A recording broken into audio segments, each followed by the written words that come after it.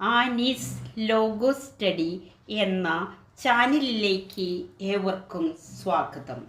ദൈവ തിരുനാമത്തിന് സ്തുതി. കൊറിന്തോസ്കാർക്ക് എഴുതിയ 2-ാം ലേഖനം 9-ാം അധ്യായത്തിലെ ചോദ്യോത്തരങ്ങൾ. ചോദ്യം 1. എന്തിനെക്കുറിച്ച് എഴുതേണ്ടതില്ലല്ലോ എന്നാണ് പൗലോസ്ലീഹ 2 കൊറിന്തോസ് 9-ാം അധ്യായത്തിൽ 1-ാം വാക്യപ്രകാരം പറയുന്നത്? ഉത്തരം: വിശുദ്ധർക്ക് വേണ്ടിയുള്ള ശുശ്രൂഷയെപ്പറ്റി. 2. പൗലോസ്ലീഹായ്ക്ക് എന്തിനെക്കുറിച്ചാണ് ബോധ്യമുള്ളത്? ഉത്തരം: കൊറിന്തോസുകാരുടെ സന്നദ്ധതയെക്കുറിച്ച്. 3. എന്ന് മുതലാണ് അക്കായിയായിലുള്ളവർ ശുശ്രൂഷയ്ക്കായി തയ്യാറായിരിക്കുകയാണെന്ന് പൗലോസ്ലീഹ പറയുന്നത്? ഉത്തരം: കഴിഞ്ഞ വർഷം മുതൽ. 4. പൗലോസ്ലീഹ മക്കദോനിയക്കാരോട് എന്തിനെക്കുറിച്ചാണ് പ്രശംസിച്ച് പറഞ്ഞത്? ഉത്തരം: കഴിഞ്ഞ വർഷം മുതൽ അക്കായിയായിലുള്ളവർ തയ്യാറായിരിക്കുകയാണെന്ന്. 5. എന്തിനാണ് അക്കായിയായിലുള്ളവർ തയ്യാറായിരിക്കുകയാണെന്ന് പൗലോസ്ലീഹ പറയുന്നത്? ഉത്തരം: വിശുദ്ധർക്ക് വേണ്ടിയുള്ള ശുശ്രൂഷയ്ക്ക്. 6. നിങ്ങളുടെ തീഷ്ണത നിരവധി ആളുകൾക്ക് എന്താണ് നൽകിയത്? ഉത്തരം: നിരവധി ആളുകൾക്ക് ഉത്തേജനം. 7. നിങ്ങളെക്കുറിച്ചുള്ള ഞങ്ങളുടെ ഡാഷ് നിരർത്ഥകമാകാതിരിക്കാനാണ് സഹോദരന്മാരെ അയച്ചിരിക്കുന്നത് 9-ാം അധ്യായം 3-ാം വാക്യപ്രകാരം പറയുന്നത്? ഉത്തരം: പ്രശംസ. 9. ഞാൻ പറഞ്ഞിരിക്കുന്നത് പോലെ നിങ്ങൾ തയ്യാറായിരിക്കണം. എന്തിനു വേണ്ടിയാണ് തയ്യാറായിരിക്കേണ്ടത്? ഉത്തരം: ഉദാരമായ സംഭാവനയ്ക്ക്. 9.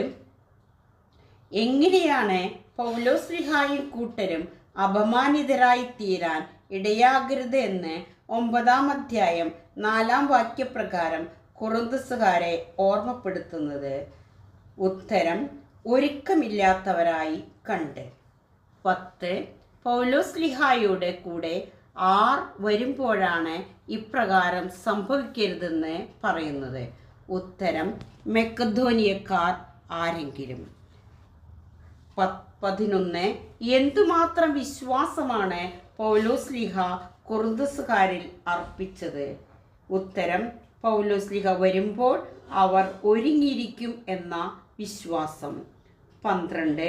എനിക്ക് മുമ്പേ നിങ്ങളുടെ അടുത്ത് വന്ന് നിങ്ങൾ വാഗ്ദാനം ചെയ്ത ഡാഷ് മുൻകൂട്ടി സജ്ജമാക്കാൻ ഡാഷിനെ പ്രേരിപ്പിക്കുക ആവശ്യമാണെന്ന് ഞാൻ കരുതി. 9-ാം അധ്യായം 5-ാം വാക്യം അനുസരിച്ച് പൂരിപ്പിക്കുക.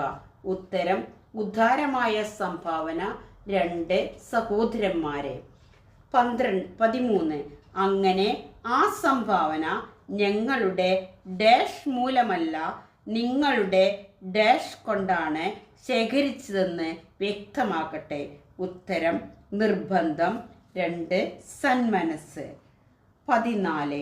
കൊറിന്തോസ്കാർക്ക് എഴുതിയ 9-ാം അധ്യായം 6-ാം വാക്യപ്രകാരം എന്താണ് സത്യം ഇതാണ് എന്ന് പറയുന്നത്?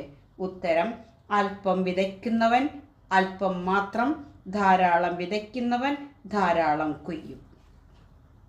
15.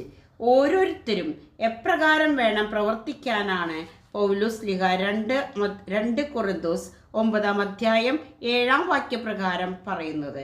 ഉത്തരം: സ്വന്തം തീരുമാനമനുസരിച്ച് വേണം. 16. ഓരോരുത്തരും പ്രവർത്തിക്കുന്നത് എപ്രകാരം ആകരുതെന്നാണ് 2 കൊറിന്തോസ് 9-ാം അധ്യായം 7-ാം വാക്യപ്രകാരം പറയുന്നത്? ഉത്തരം: വൈമനസ്യത്തോടെയോ നിർബന്ധത്തിന് കീഴ്വഴങ്ങിയോ. 17. ദൈവം ആരെ സ്നേഹിക്കുന്നുവെന്നാണ് 9-ാം അധ്യായം 7-ാം വാക്യപ്രകാരം പറയുന്നത്? ഉത്തരം: സന്തോഷപൂർവ്വം നൽകുന്നവനെ. 18. അല്പം വിതയ്ക്കുന്നവൻ അല്പം മാത്രം കൊയ്യും, ധാരാളം വിതയ്ക്കുന്നവൻ ധാരാളം കൊയ്യും. അധ്യായവും വാക്യവും ഉദ്ധരിക്കുക. ഉത്തരം: 2 കൊറിന്തോസ് 9-ാം അധ്യായം 6-ാം വാക്യം. 19. ഏതെല്ലാം കാര്യങ്ങളിലാണ് ദൈവം സമൃദ്ധമായി നൽകാൻ കഴിവുറ്റവനാണ് എന്ന് പറയുന്നത്? ഉത്തരം, നിങ്ങൾക്ക് ആവശ്യമുള്ളതെല്ലാം സദസമൃദ്ധമായി ഉണ്ടാകാനും സൽകൃത്യങ്ങൾ ധാരാളമായി ചെയ്യാനും വേണ്ട എല്ലാ അനുഗ്രഹങ്ങളും. 20. ദൈവത്തെക്കുറിച്ച് എഴുതപ്പെട്ടിരിക്കുന്ന 3 കാര്യങ്ങൾ ഏതെല്ലാം? 1. എഴുതപ്പെട്ടിരിക്കുന്നത് പോലെ വാരി വിതറി. 2. അവൻ ദരിദ്രർക്ക് ദാനം ചെയ്തു. 3. അവൻ്റെ നീതി എന്നേക്കും നിലനിൽക്കുന്നു. 21. അവൻ്റെ ഡേഷ് എന്നേക്കും നിലനിൽക്കുന്നു. പൂരിപ്പിക്കുക. ഉത്തരം, നീതി. 22.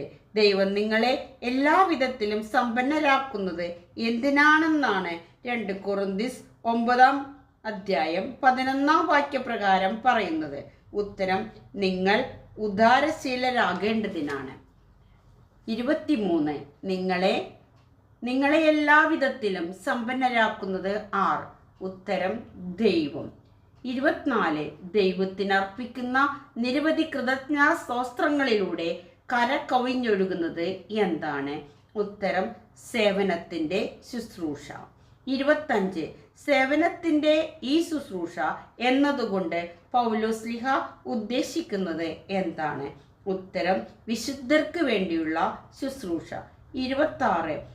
ആരിലാണ് ദൈവകൃപ മികച്ചു നിൽക്കുന്നത്? ഉത്തരം, കൊറിന്ത്യക്കാരിൽ. 27. നിങ്ങളുടെ ശുശ്രൂഷയെപ്പറ്റി ബോധ്യപ്പെട്ട് ആര് ദൈവത്തെ സ്തുതിക്കുമെന്നാണ് പൗലോസ്ലീഹ പറയുന്നത്? ഉത്തരം, മക്കെദോനിയക്കാർ. 28. കൊറിന്ത്യക്കാർക്ക് വേണ്ടി പ്രാർത്ഥിക്കുന്നത് ആരാണ്? ഉത്തരം, മക്കെദോനിയക്കാർ. 29. അവർണ്ണനീയമായ ദാനത്തിന് ദൈവത്തിന് സ്തുതി. അധ്യായവും വാക്യവും ഉദ്ധരിക്കുക. ഉത്തരം, 2 കൊറിന്ത്യർ 9-15 എല്ലാവർക്കും നന്ദി.